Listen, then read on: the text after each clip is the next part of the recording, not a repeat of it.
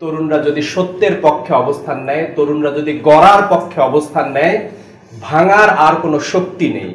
আর তরুণরা যদি ভাঙার পক্ষে অবস্থান নেয়, জাহিলিয়াতের পক্ষে অবস্থান নেয়, গড়া আর সম্ভব নয়।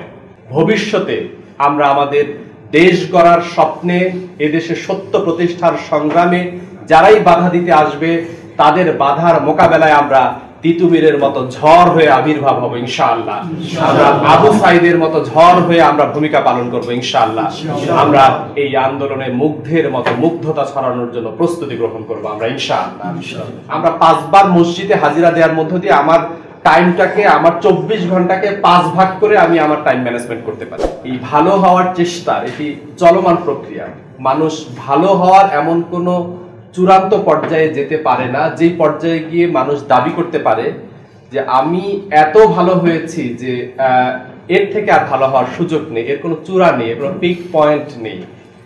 কোয়ালিটি ইজ অনগোয়িং প্রসেস, অর্থাৎ আমার আপনার গুণাবলী অর্জন একটি চলমান প্রক্রিয়া। কামালিয়াতের কোনো সীমা পরিসীমা নেই। কোথাও গিয়ে পৃথিবীর কোনো মানুষ বলতে পারে না যে আমি কামেল হয়ে গিয়েছি, আমি পারফেক্ট, আমার আর যোগ্যতা নতুন করে অর্জন করার প্রয়োজন নেই, নতুন করে নিজেকে বিকশিত করার জন্য আর কোনো কিছু জানার প্রয়োজন নেই। এটি হবে না। আপনি দুনিয়া থেকে বিদায় নেয়ার পূর্বক্ষণ পর্যন্ত আপনি নিজেকে উন্নত করার প্রয়াস চালাবেন, নিজেকে শ্রেষ্ঠ করার প্রয়াস চালাবেন, নিজের মাঝে যোগ্যতার সমাহার ঘটানোর জন্য চেষ্টা চালাবেন। আর আমি মনে করি যে তরুণ বয়স, যৌবনকাল নিজেকে তৈরি করার আসলে সেরা সময়। যদিও জীবনের শেষ ক্ষণ পর্যন্তই আপনি নিজেকে গড়বেন, কিন্তু গড়ার উপযুক্ত সময়ে আপনারা এখন অবস্থান করছেন, যে সময়ে আপনারা নিজেদেরকে গড়ে তোলার মধ্য দিয়ে আপনি দেশ, জাতি ও উম্মার জন্য ভূমিকা পালন করবেন। আমরা তরুণদের ভূমিকার বাস্তব সাক্ষী আমরা দেখলাম। আর তোমরা সাক্ষী নও, তোমরা হলা ইতিহাসের নির্মাতা। ইতিহাস তোমরা গড়েছো, দেখিয়েছো। আমরা 24-এর আগে 23, 22, 20, 18 বিভিন্ন সময় আমরা বক্তব্য দিয়েছি যে একটি জাতির পরিবর্তনের জন্য, একটি দেশ গড়ার জন্য অগ্রণী ভূমিকা পালন করতে হয় তরুণদের ভূমিকা ব্যতীত কখনো কোনো পরিবর্তনের গল্প ইতিহাসে লেখা হয়নি। ইতিহাসের সকল পরিবর্তনের গল্পের সাথে জড়িত হলো তারুণ্য এবং তারুণ্যের শক্তি। আল্লাহ তাআলা এটি আমাদেরকে দেখার সুযোগ করে দিলেন। আমরা দেখলাম যে ফ্যাসিবাদের পতনের লক্ষ্যে, ফ্যাসিবাদ মুক্ত বাংলাদেশ বিনির্মাণের লক্ষ্যে তরুণরা কিভাবে দাঁড়িয়ে গেল। আমাদের চিন্তা, ধ্যান, জ্ঞান বলছিল যে হয়তো এই সময়ের পরিবর্তন নেই, বাংলাদেশ দীর্ঘ সংকটের গর্তে, কিন্তু তরুণরা দেখিয়ে দিল যে তারা অসাধ্য সাধনের কারিগর। তরুণরা দেখিয়ে দিল তরুণরা অপ্রতিরোধ্য ঝড়। এই ঝড় যেদিকে যায় সেই দিকে তারা সুনিশ্চিত বিজয় ছিনিয়ে আনে। তরুণরা যদি ইসলামের পক্ষে অবস্থান নেয়, তরুণরা যদি সত্যের পক্ষে অবস্থান নেয়, তরুণরা যদি গড়ার পক্ষে অবস্থান নেয়, ভাঙার আর কোনো শক্তি নেই।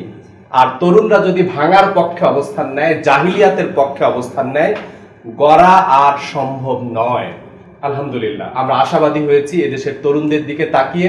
এদেশের তরুণরা গড়ার পক্ষে অবস্থান নিয়েছে, এদেশের তরুণরা জাহিলিয়াতের বিপক্ষে অবস্থান নিয়েছে, এদেশের তরুণরা দেশ, জাতি, উম্মার জন্য নিজেদেরকে বিলিয়ে দেওয়ার সিদ্ধান্ত গ্রহণ করেছে। এদেশের তরুণরা রক্ত দিয়ে তাদের সিদ্ধান্ত জানান দিয়েছে। আমরা আশাবাদী ইতিহাসের পুনরাবৃত্তি হবে। এই দেশে এক সময় আমরা দেখি 550 বছরের অধিক সময় মুসলমানদের শাসন ছিল। সুদীর্ঘ সময় এদেশে শান্তির সমাজ এদেশের মানুষ দেখেছিল। আমরা চাই এই হারানো অতীত ফিরিয়ে আনতে আজকের তরুণরা ভূমিকা পালন করবে। আমরা প্রত্যাশা রাখি বাঁশের কেল্লা গড়ে যেভাবে তিতুমির ইংরেজদের বিরুদ্ধে অপ্রতিরোধ্য ঝড় হয়েছিল, আজকে তরুণরা সকল জুলুমের বিপরীতে, সকল জালেমের বিপরীতে তিতুমিরের মতো অপ্রতিরোধ্য ঝড় হয়ে দাঁড়িয়ে থাকবে। আমরা এক ঝড়ের মোকাবেলা করেছি। ভবিষ্যতে আমরা আমাদের দেশ গড়ার স্বপ্নে, এদেশে সত্য প্রতিষ্ঠার সংগ্রামে যারাই বাধা দিতে আসবে, তাদের বাধার মোকাবেলায় আমরা তিতুমিরের মতো ঝড় হয়ে আবির্ভাব হবো ইনশাআল্লাহ। আমরা আবু সাইদের মতো ঝড় হয়ে আমরা ভূমিকা পালন করবো ইনশাআল্লাহ। আমরা এই আন্দোলনে মুগ্ধের মতো মুগ্ধতা ছড়ানোর জন্য প্রস্তুতি গ্রহণ করবো আমরা ইনশাআল্লাহ। আমরা তোমাদের কাছে বিশেষ কিছু পয়েন্টে আমি আহ্বান রাখবো, নিজেদেরকে তৈরি করার লক্ষ্যে জীবনের গুরুত্বপূর্ণ সময়ে তোমরা অবস্থান করছো। এই সময়টি তোমাদের জীবনের জন্য ক্রুশিয়াল পয়েন্ট। এই সময়টিকে সঠিকভাবে কাজে লাগানোর মধ্য দিয়ে যেমন তুমি সফলতার চূড়ায় যেতে পারো, এই সময়কে সঠিকভাবে কাজে লাগাতে না পারলে অনিবার্য ব্যর্থতা তোমার জীবনে অপেক্ষা করছে। তোমার জীবনের জন্য ক্রুশিয়াল পয়েন্ট তারুণ্যকে আমরা আরো কম বয়স থেকে শুরু করে আরো বেশি বয়স পর্যন্ত সংজ্ঞায়িত করতে পারি। তবে তোমরা যে সময় অবস্থান করছো, এসএসসি বা দাখিল পাশ করার পরে তোমরা আলিমে বা উচ্চ মাধ্যমিকে তোমরা ভর্তি হয়েছো, তোমাদের জীবনের 2 বছর তোমাদের পুরো জীবনের জন্য গুরুত্বপূর্ণ। তোমার ক্যারিয়ার, তোমার জীবনের স্বপ্ন, স্বাদ, ইচ্ছা, আকাঙ্ক্ষাগুলো আসলে তুমি বাস্তবায়ন করতে পারবা কিনা, তুমি সফল হবা কিনা, তা এই 2 বছরে তোমার ভবিষ্যৎ জীবনের সফলতার গল্প আসলে লেখা হয়ে যাবে। তুমি কতটুকু এই সময়টিকে কাজে লাগাতে পারো, এই সময়ের ব্যবহার তুমি কতটা সফলতার সাথে করতে পারো, এই সময়টিকে কাজে লাগানো তোমার জীবনের গতিপথ নির্ধারণ করে দেবে। আমার স্পেসিফিক কয়েকটি পয়েন্ট আমার ভাইয়েরা মনোযোগ দিয়ে শুনছেন। আশা রাখি এই শোনাকে আমার ভাইয়েরা আমলে পরিণত করবে ইনশাআল্লাহ। আমরা আমাদের জীবনের লক্ষ্য অনেক ছোটবেলায় নির্ধারণ করি, যদিও বিভিন্ন সময়ে আমাদের এই সিদ্ধান্তে পরিবর্তন আসে। কখনো কখনো আমরা পরিবেশ, প্রতিবেশ, বিভিন্ন জনের মোটিভেশন শুনে আমরা আমাদের চিন্তাকে পরিবর্তন করি। ছোটবেলায় অধিকাংশের স্বপ্ন যে ডাক্তার হব অথবা ইঞ্জিনিয়ার হব, আস্তে ধীরে আমাদের স্বপ্নগুলো পরিবর্তিত হতে থাকে। আমি বলবো ক্যারিয়ারের গোল সেট করা এই মুহূর্তে তোমাদের জন্য গুরুত্বপূর্ণ। যদি না করে থাকো, যদি করে থাকো সেটাকে আরেকটু রিভাইজ করে নিতে পারো। আসলেই তোমার এ দেশ, এ জাতি, এ উম্মার জন্য ক্যারিয়ার কোথায় তোমার ক্যারিয়ার যাওয়া হওয়া উচিত, কি ক্যারিয়ারে তোমার সময় দেওয়া উচিত বা তোমার গোল কি হওয়া উচিত, এটি ঠিক করার উপযুক্ত সময় আসলে এখনই। যদি তোমরা ক্যারিয়ারের গোল সেট করে থাকো তাহলে আমি বলছি যে আরেকটু রিভাইজ করো, আরেকটু রিভিউ করো, দেখো যে তোমার প্রতিভা, তোমার সুযোগ সম্ভাবনা সবকিছুকে সামনে রেখে তুমি সঠিক সিদ্ধান্ত নিয়েছো কিনা। না নিয়ে থাকলে তোমাকে একটু চিন্তা করতে হবে। আমরা অনেক ক্ষেত্রে আমাদের ক্যারিয়ারের ভাবনাগুলো একান্ত নিজের বা পরিবারের জন্য। কেন তুমি ডাক্তার হতে চাও এই প্রশ্ন করলে অধিকাংশ জন এমন উত্তর দেয় যে আমার বাবা চান আমি ডাক্তার হব, আমার মা চান আমি ইঞ্জিনিয়ার হব, তাই আমি ডাক্তার হতে চাই বা ইঞ্জিনিয়ার হতে চাই। আমার মনে হয় আমাদের স্বপ্নগুলো আরো বড় হওয়া উচিত। আমরা কেবল আমাদের জন্য নই, আমরা কেবল আমাদের পরিবারের জন্য নই, আমরা আমাদের জন্য যেমন, আমাদের পরিবারের জন্য যেমন, আমরা আমাদের সমাজের জন্য, আমরা আমাদের দেশের জন্য, আমরা আমাদের উম্মার জন্য আমাদের ভাবনাগুলো তাই আরো বড় হওয়া উচিত।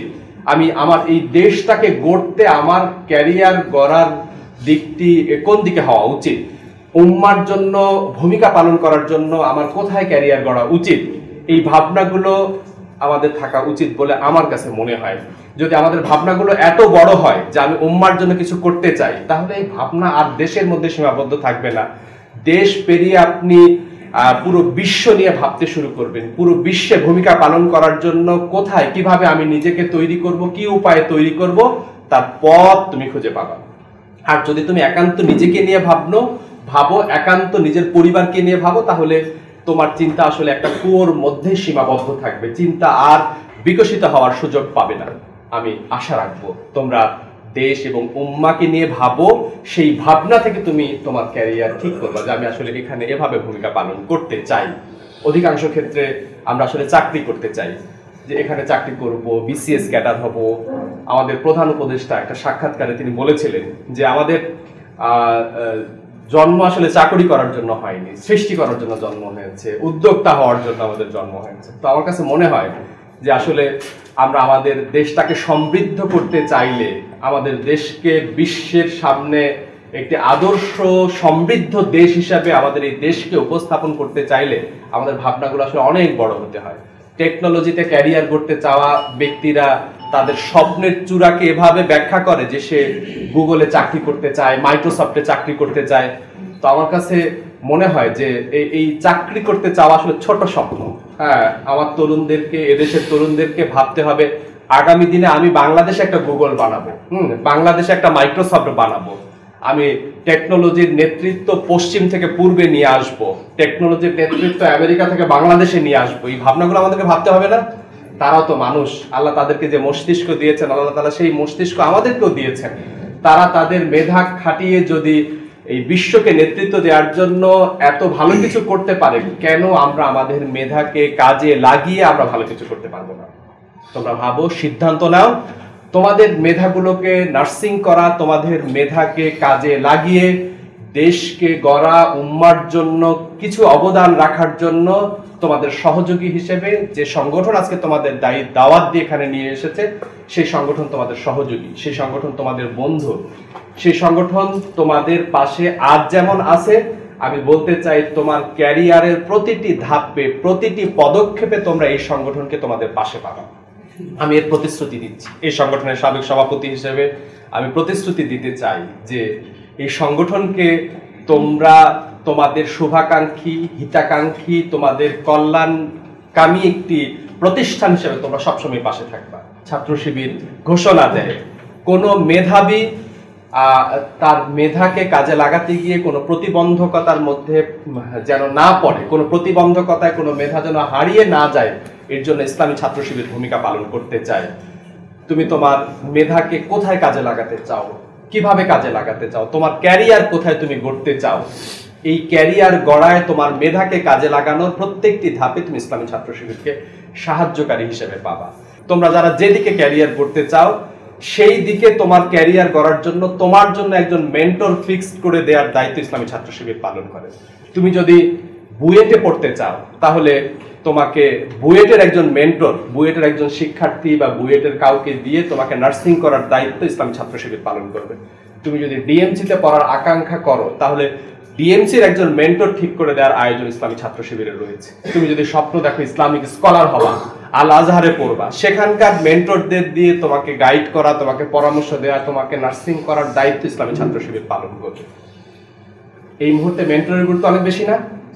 তোমাদের মাঝে অনেক দ্বিধা কাজ করে, বা তোমরা কোনো সিদ্ধান্ত নিয়ে নিলেও এখন থেকে কি করা উচিত, কিভাবে করা উচিত, এর জন্য সবাই প্রত্যাশা করো যে আমি ডিএমসিতে পড়তে আগ্রহী বা মেডিকেলে পড়তে আগ্রহী, যদি এমন কাউকে পাইতাম সে আমাকে এখন থেকে গাইড করতো কিভাবে আমি আমার ক্যারিয়ার গড়বো, এটা আমার জন্য অনেক বেশি ভালো হতো। মনে করো না তোমরা?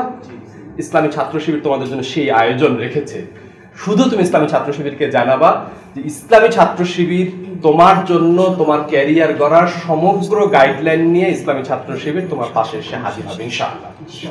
মেন্টর ঠিক করে নিবা, যে মেন্টর তোমাকে গড়বে, তোমার ক্যারিয়ার, তোমার স্বপ্ন পূরণে তোমার সাথে থাকবে।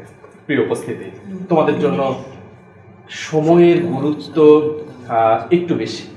টাইম আসলে প্রত্যেক মানুষের জন্য গুরুত্বপূর্ণ। আল্লাহ তাআলা সময়ের কসম খেয়ে আমাদেরকে কিছু মেসেজ দিয়েছে।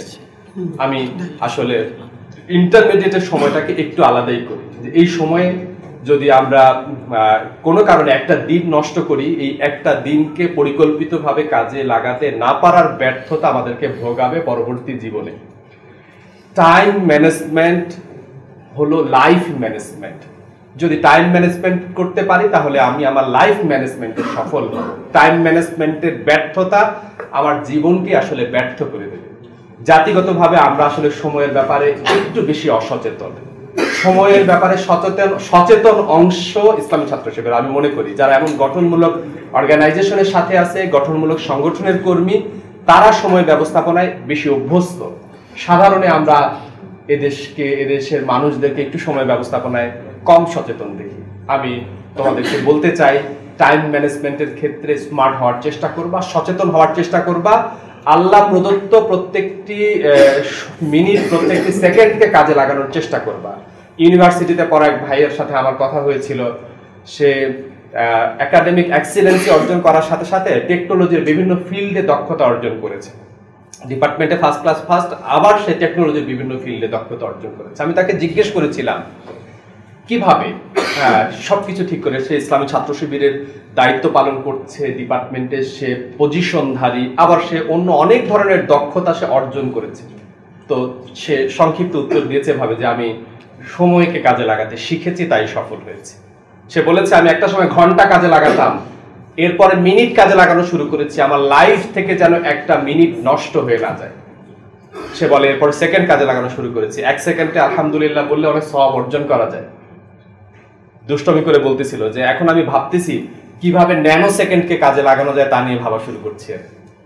তো আমাদের আসলে প্রত্যেক সেকেন্ডকে, প্রত্যেক মিনিটকে কাজে লাগানোর ক্ষেত্রে আমাদের অভ্যাস গড়ে তোলার চেষ্টা করতে হবে। তুমি ঘর থেকে বের হয়ে এখানে এসেছো, এবার আবার এখান থেকে ঘরে যাবা, এটা একটা প্ল্যানের অংশ হওয়া উচিত। আজকে তুমি দুপুরের পর লাঞ্চ করার পরে আসর পর্যন্ত তুমি কি কাজ করবা, একটা প্ল্যানের মধ্যে থাকা উচিত। আসর থেকে মাগরিব কি করবা, প্ল্যানের মধ্যে থাকা উচিত। মাগরিব থেকে ঈশা কি করবা, প্ল্যানের মধ্যে থাকা উচিত। আল্লাহ তাআলা আসলে 5 ওয়াক্ত নামাজে আমাদেরকে মসজিদ অভিমুখী করার মধ্য দিয়ে আমাদের টাইম ম্যানেজমেন্ট আসলে আল্লাহ তাআলা শিখিয়েছে। আমরা 5 বার মসজিদে হাজিরা দেওয়ার মধ্য দিয়ে আমার টাইমটাকে, আমার 24 ঘন্টাকে 5 ভাগ করে আমি আমার টাইম ম্যানেজমেন্ট করতে পারি। ফজরে যখন মসজিদে যাব, মসজিদে নামাজ পড়ার পরে জায়নামাজে বসে আমি প্ল্যান করে ফেলতে পারি আমি আসলে জোহর পর্যন্ত আমার কাজ কি কি। আমি কাগজে কলমে নোট করে ফেলতে পারি জোহর পর্যন্ত আমি কি কি কাজ করব। জোহরের নামাজ পড়ার পরে মসজিদে গিয়ে জোহরের নামাজ পড়ার পরে আমি আসর পর্যন্ত আমার কাজ কি আমি প্ল্যান করে ফেলতে পারি। আসর থেকে মাগরিব কি কাজ আমি প্ল্যান করে ফেলতে পারি। মাগরিব থেকে ঈশা, ঈশা থেকে ফজর, আবার ফজরে আমি সারা দিনের কাজের পরিকল্পনা আমি করে ফেলতে পারি। ইসলামী ছাত্র শিবিরের জনশক্তিরা প্রতিদিন রাতে আত্মসমালোচনায় অভ্যস্ত এবং পরের দিনের কাজের পরিকল্পনায় অভ্যস্ত। ইসলামী ছাত্র শিবির তরুণদের গড়ার জন্য ছাত্র শিবিরের অনেক বিজ্ঞানসম্মত পদ্ধতি রয়েছে। টাইম ম্যানেজমেন্টের জন্য ছাত্র শিবিরের রয়েছে ব্যক্তিগত রিপোর্ট, পার্সোনাল রিপোর্ট। ইসলামী ছাত্র শিবির করা জনশক্তিরা এই রিপোর্ট সংরক্ষণের মধ্য দিয়ে একজন ছাত্র, একজন মুসলিম ছাত্র হিসেবে তার যে যে দায়িত্ব পালন করা উচিত সেই দায়িত্ব পালন ইসলামী ছাত্র শিবির অভ্যস্ত হয়। টাইম ম্যানেজমেন্টে ইসলামী ছাত্র শিবিরের সায়েন্স হচ্ছে ছাত্র শিবিরের পার্সোনাল রিপোর্ট, ছাত্র শিবিরের ব্যক্তিগত রিপোর্ট।